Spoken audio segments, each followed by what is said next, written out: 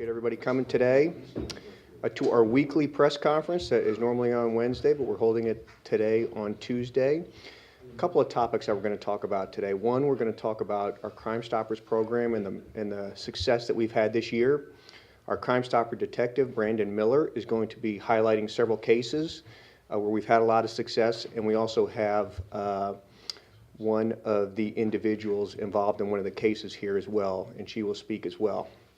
Second, we're going to be talking about our second installment of Bridging the Difference. Our series is this Thursday at Camino Community Church, and Pastor Rusty Price will be speaking on that. This time I'll turn it over to Detective Brandon Miller. Detective.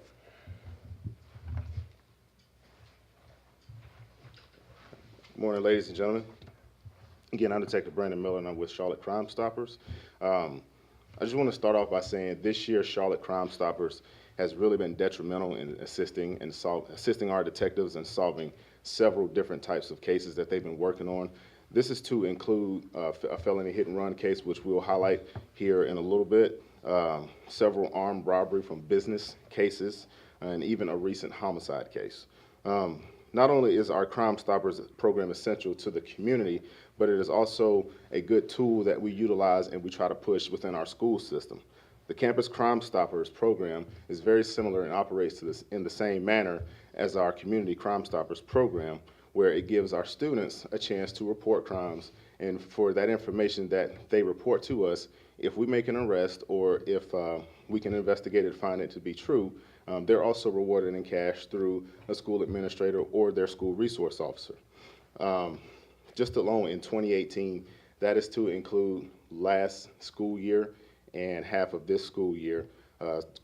Campus Crime Stoppers has paid right at $1,000 to our CMS students. A good example of this, of one of these cases, is the recent Garinger High School gun incident. In this particular incident, one of the students observed a gun in the young man's pocket that we ended up arresting. She alerted the school resource officer, and subsequently they charged him for having a weapon on school property.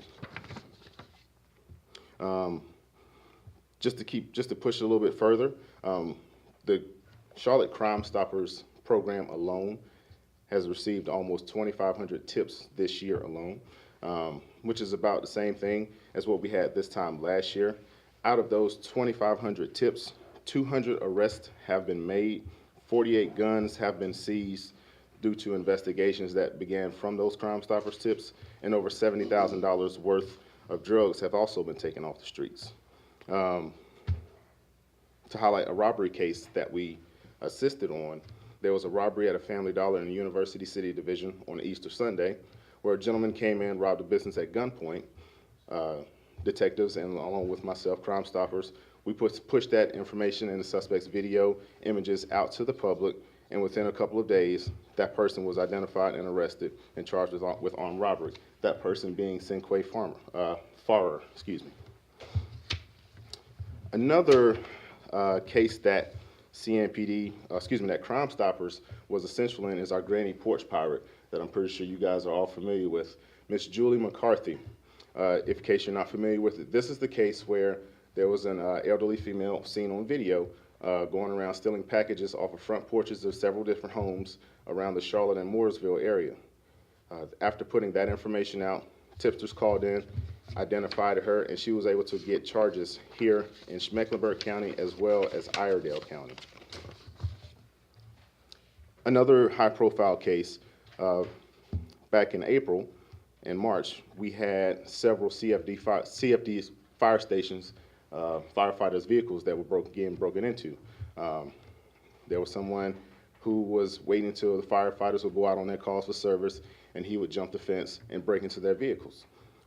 We pushed that information out through you guys, through the media, on social media, and a tipster called and identified Mr. Dalton Hopkins as the person responsible for those break-ins. Mr. Hopkins was subsequently, detectives signed out 26 warrants on Mr. Hopkins based on the video, and we were able to locate Mr. Hopkins and charge Mr. Hopkins through Crime Stoppers. Our last case here that I want to highlight is a hit and run back in April. This hit and run was from the a Harris Teeter parking lot where there were 4 individuals who were stealing beer from the business. Good Samaritan in this case, and his child were actually leaving the store as these gentlemen were trying to leave as well. Good Samaritan actually tried to stop these individuals, but the driver of the car, who was Mr.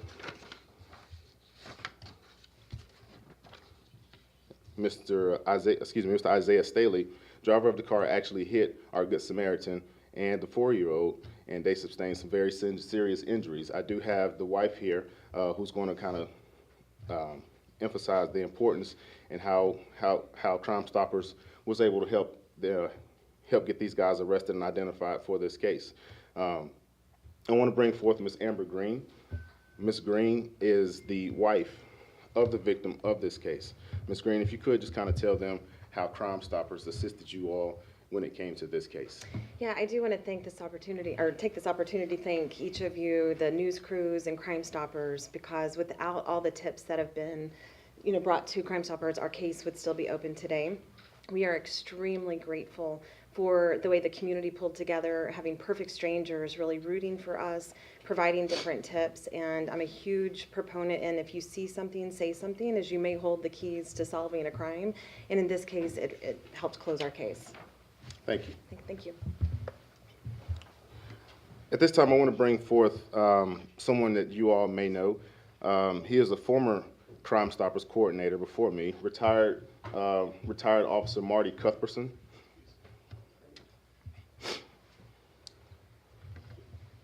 Good morning, everyone.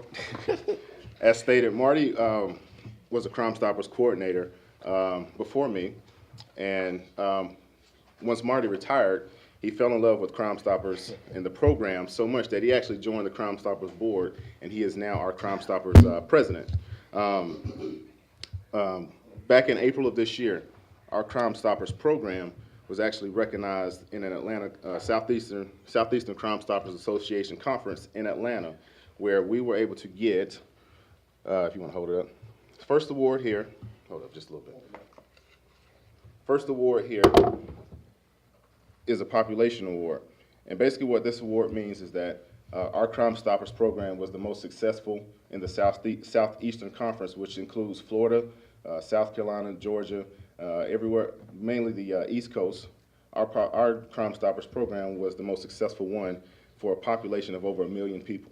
So out of serving 1 million people, out of the jurisdictions that serve 1 million people, ours was the most successful. The next award we have here, 2017 Productivity Award. Our Crime Stoppers program was the most productive out of all the other Crime Stoppers boards that were at that conference, and as well as in the surrounding area. Last one here, Board Rejuvenation Award.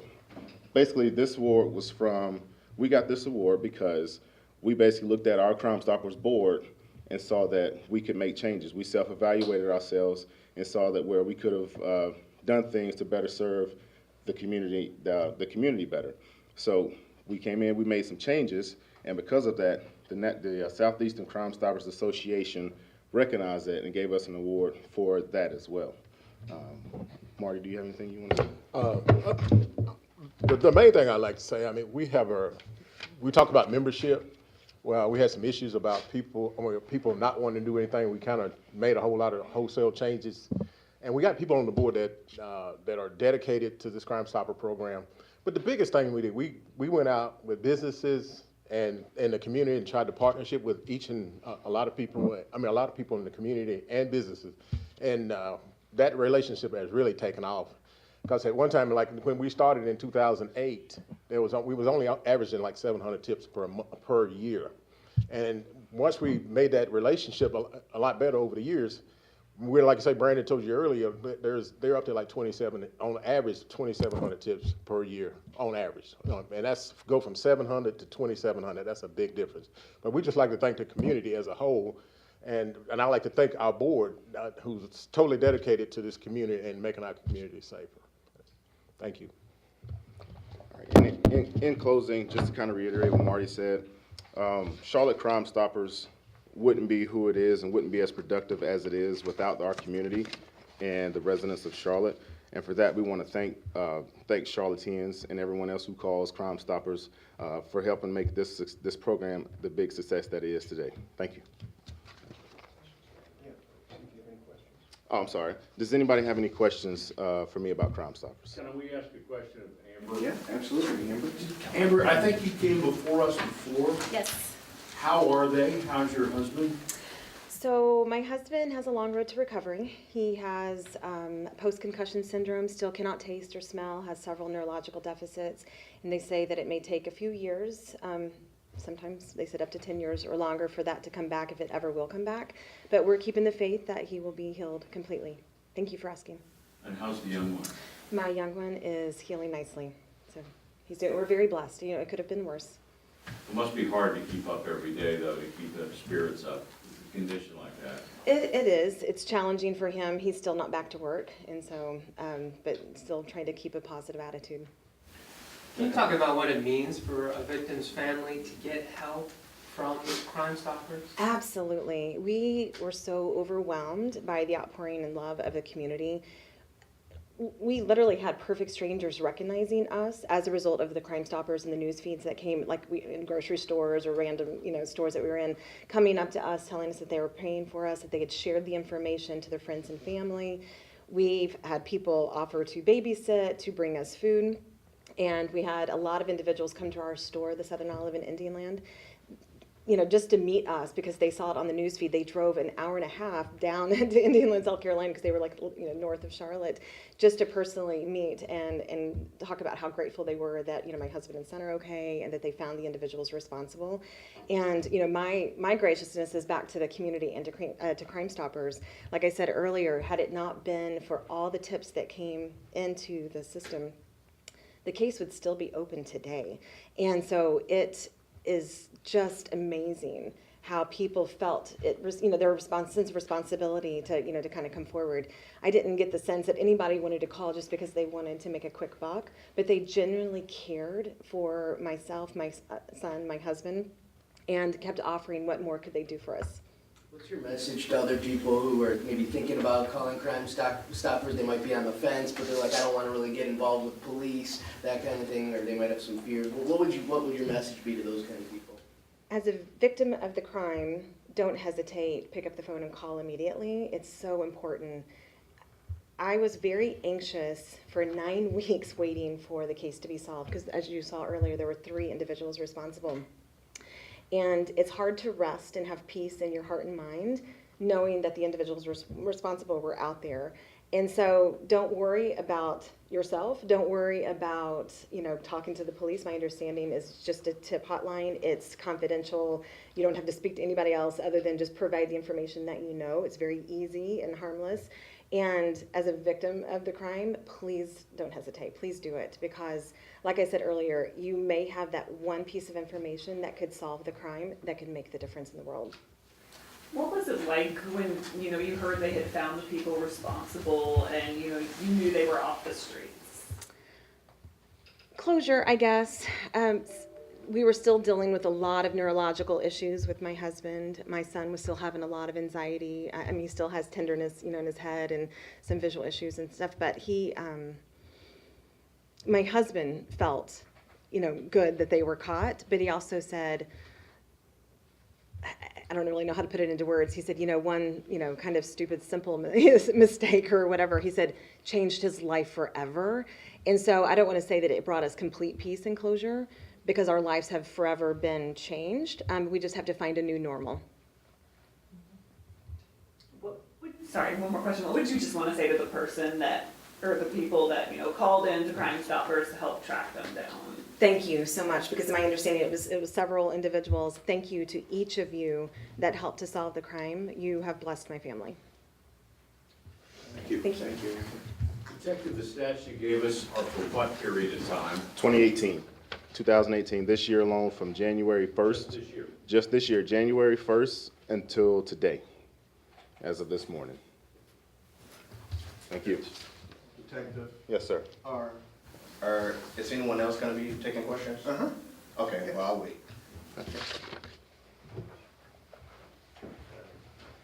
We want to thank, certainly thank Amber for coming in today. Brandon has to be here because I told him to, but having victims of crimes come in and really put a face to those sort of crimes is really a persuasive message that we think. She will certainly be available after this. If you guys want to talk to her additionally, you certainly can, as well as Brandon Miller will also be available.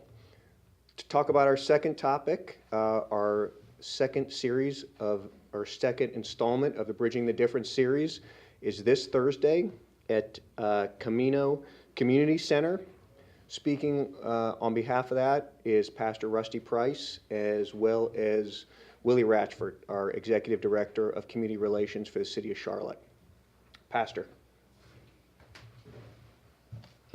Yeah, I am honored that I was asked to moderate this discussion, and we're going to be talking about immigration, and it's a very important topic for our community, and there seems to be a lot of fear on both sides, and so I believe that as we come together and get information and accurate facts about things and the way the systems work, it's going to help us all to live together better.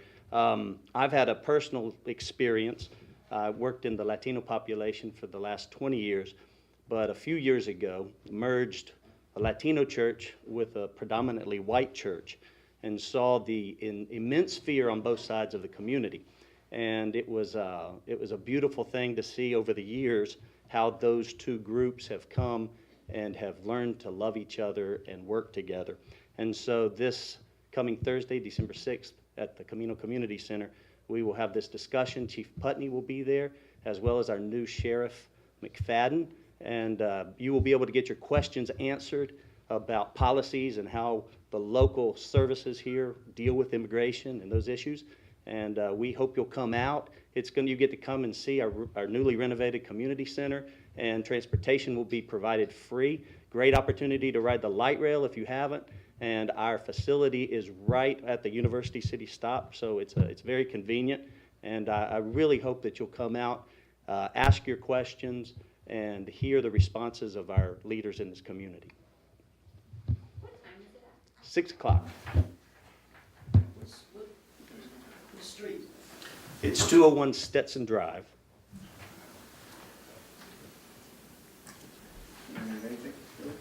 So what are you guys hoping to accomplish with this one, the topic being immigration? I know you said there's some fear on both sides, but what are you expecting, what are you hoping? Well, immigration is such a broad topic, and it's very complex. So there's a lot of misinformation that's out there. And so the hope is that as people come, they'll ask their questions about how local police deal with the immigration issue, as well as our new sheriff and some of the policies that he will be implementing. People can come and understand. And as we understand more, I believe the fear will be diminished, and it'll help bring our community together more. Will you have anyone from ICE attend? I don't believe there'll be anybody there speaking on behalf of ICE. All right. Thank you, Yeah. Pastor. Willie, you want to add anything? Yes. First of all, good afternoon, and how is everyone? I'd like to start off by thanking Pastor Rusty and the good folk at El Camino for their partnership with the Charlotte-Mecklenburg Police Department and the Community Relations Committee and others to foster positive and what is sometimes difficult conversation in this community. So one of the jobs of the Community Relations Committee is to promote community harmony. And these conversations that are being had with different segments of the community, as we see it, as a way of promoting community harmony. The question was raised, what is the purpose of this? And the purpose of this is actually to build relationships. And relationship starts with honest conversation, conversations about what from time to time may be difficult issues. We have been involved in this type of work for a long time. We think the Charlotte-Mecklenburg Police Department is doing the right thing. We think that as a result of these conversations, it will lead to accountability, it leads to trust, it leads to relationship building, and it improves and increases police community relations here in Charlotte-Mecklenburg.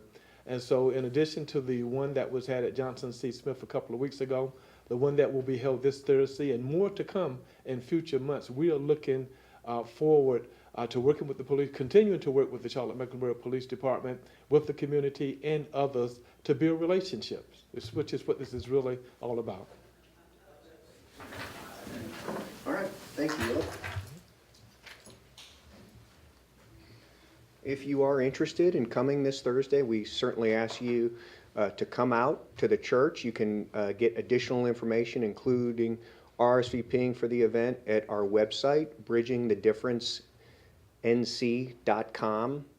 As the chief has said in the past, we have a lot of different people, are different races, live in different parts of the city, but the one thing that we have in common is that we are all members and residents of the city of Charlotte, and we want to come together ahead of the next several big events, the All-Star Game, as well as the RNC in 2020. So we ask you to come out and be a part of the conversation.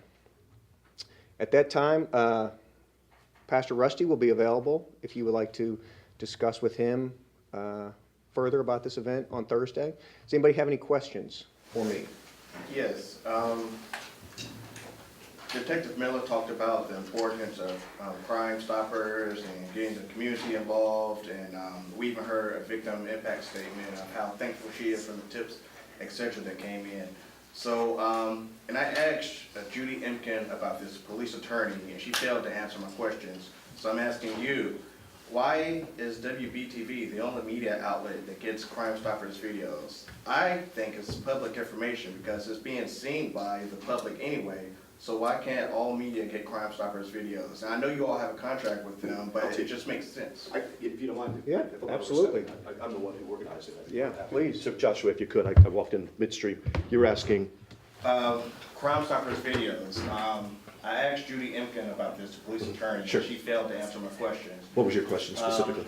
It was that why is WBTV the only media outlet that gets Crime Stoppers videos? Sure. I believe it's public information. I believe it should be sent to all media outlets. Absolutely. I don't because it's going to help solve crime. Absolutely, don't disagree a bit. The WBTV isn't the only entity that gets Crime Stoppers video. Crime Stoppers video is distributed to all media outlets. You are correct in that there is a franchise agreement with WBTV that they feature a crime of the week that is limited to one story, one video that they break, and once they break that story, that is distributed to the rest of the media, whoever else is interested in the content. So you're half right. They do have that franchise with the department, but that video is it's distributed to whoever else wants it as well. So it's not strictly limited to WBTV. And again, let's qualify this by saying this is a crime of the week. This isn't a franchise that's just holistically involving Crime Stoppers. We do have an agreement with them, but Crime Stoppers is a community program, not a BTV program. Hope that clears it up for you. So I can, if I request a video, Absolutely. I can get it directly from the police department. Absolutely. Because I don't want the WPTV logo on it. Absolutely. I want the raw videos. Yes. And I can get it, email you and get it. Absolutely. Okay, I'm going to do that. Yeah, And I don't yeah. want anyone rejecting me. No, and you won't. Okay. You won't. Again, they have the Crime of the Week franchise. Once that's been broadcast, 30 seconds later, you're more than welcome, just like anybody else in this room's available. And if you want to talk about it in depth offline, I'd be more than happy to entertain that with you. Okay. Appreciate it, though. Yeah, I'm sorry, Lieutenant. You're okay. All right, anybody else have any questions? Are there any updates to the shooting in the University City area from yesterday? We heard over the scanner that a 17-year-old was shot in the face in an apartment complex, Yeah. Fulton Park. Yeah, we do not have any updates other than it was non-life-threatening injuries. This may have been a question for the person talking about Crime Stoppers, but is there like someone that's like most wanted right now that y'all are looking for? You know, that's a great question, and I will get up with Brandon, or I'll have Brandon get up with you, because I know that there are certainly cases where we're looking for individuals. But anybody who has any information on any case that they think, we just ask that they call Crime Stoppers at 704-334-1600. Colleen. Officer involved shooting, any developments, can you tell us? So we do not have any developments. We're still actively working on that case. We certainly want to make sure that we get the information right and that we don't necessarily get it quickly. So we will hopefully be vetting some and sharing some additional information in the very near future on that case. Can you at least say, when he fired inside? According to the press release, when police got to the scene, they heard shots being fired from inside the residence. What was shot at? What? You know, I'm not going to get into the specific details on the case at this time. So I'd refer you back to that press release there. Was the officer wearing a camera? There were 3 officers that were involved in the shooting, and several of them were wearing cameras, yes. But the shooter, the officer who fired his weapon? Well, there were 3 officers that were involved. There were 3 officers that fired their weapons. Any other questions? All right, we thank you all for coming.